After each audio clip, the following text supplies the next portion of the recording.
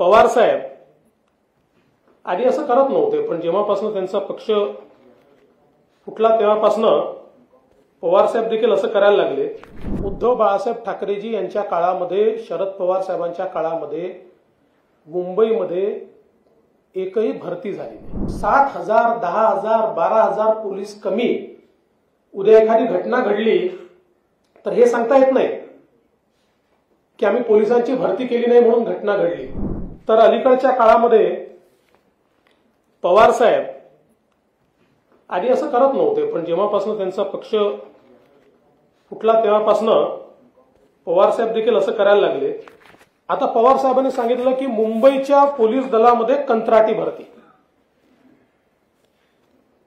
आता काय केलंय, 3 वर्षापर्यंत मुंबईमध्ये 3 वर्ष उद्धव बाळासाहेब ठाकरेजी यांच्या काळामध्ये, शरद पवार साहेबांच्या काळामध्ये मुंबईमध्ये एकही भरती झाली नाही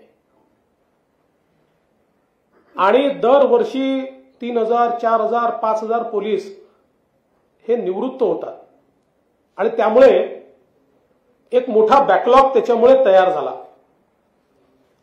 आम्ही नियमित पोलीस भरती सुरू केली।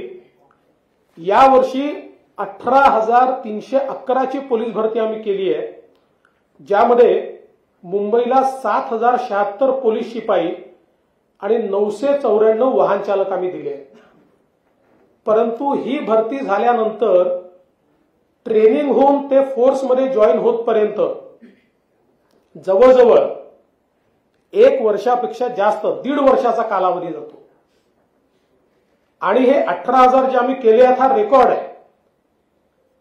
याच्यापेक्षा जास्त याकरता करता येत नाही की आपली ट्रेनिंगची फॅसिलिटीज 8,000 लोकांकरता तयार केली आहे, जी आता वाढवून 18,000ची ट्रेनिंग फॅसिलिटी, कारण एक प्रकारे 3 वर्षाची भरती एकत्र आपण करतो आणि तेवढी ट्रेनिंगची फॅसिलिटीज नाही आहे। मात्र तरी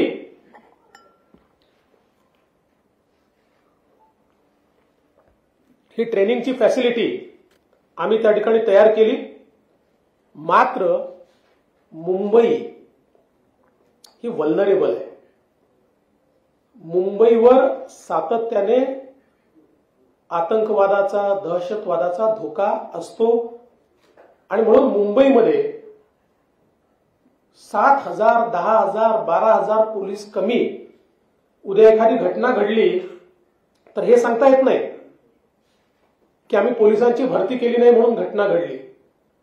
आणि म्हणून काय निर्णय केला, तर जोपर्यंत हे ट्रेनिंगवरनं येत नाही तोपर्यंत महाराष्ट्र सरकारने स्वतः तयार केलेले महाराष्ट्र राज्य सुरक्षा महामंडळ,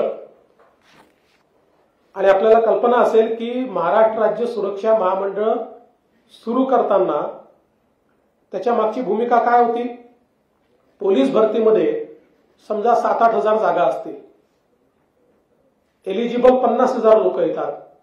पहिले 7,000 हे पोलीसमध्ये गेले तर नंतरचे 1,000, 1,200, 1,300 लोक हे सुरक्षा महामंडळात घ्यायचे, त्यांना ट्रेनिंग द्यायचं आणि त्यांच्या माध्यमातून एअरपोर्टची सिक्युरिटी असेल, एखाद्या मंदिराची सिक्युरिटी असेल किंवा तत्सम कामं किंवा प्रायव्हेट आस्थापनांना कधी कधी पोलीस सुरक्षा द्यावी लागते, त्याच्याकरता त्यांचा उपयोग करायचा।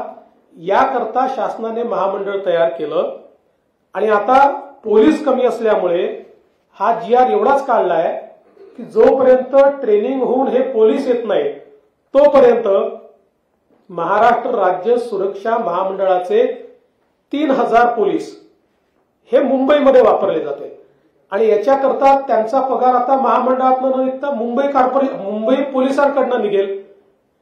त्यामुळे सरकारमध्ये जेव्हाही कुठल्याही विभागाला खर्च करायचा असतो त्यावेळेस त्या विभागाला GR काढावा लागतो। म्हणून GR एवढाच काढलेला आहे की या 3,000 पोलिसांचा पगाराचा खर्च आता महाराष्ट्र सरकारच्या आस्थापनेवरनं होईल, मुंबईच्या आस्थापनेवरनं होईल। आता याला काय सांगितलं, हे कंत्राटी पोलीस भरती करतायत। एकूणच राज्यामधल्या तरुणांमध्ये असंतोष तयार करण्याचा प्रयत्न, राज्याला अराजकाकडे नेण्याचा प्रयत्न या ठिकाणी करण्यात येतोय।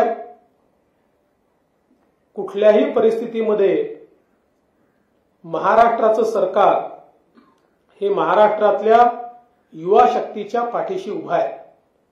आम्ही भरती सुरू केली आहे, मोठ्या प्रमाणात भरती चाललेली आहे. मी सांगितलं 18,000 पोलिसांची भरती ॲट वन गो ही कधीच झाली नव्हती, जी यावर्षी आम्ही केलेली आहे.